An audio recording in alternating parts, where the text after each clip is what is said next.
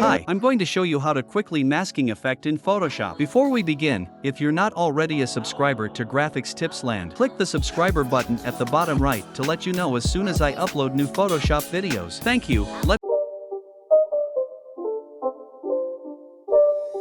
It's not a game, it's a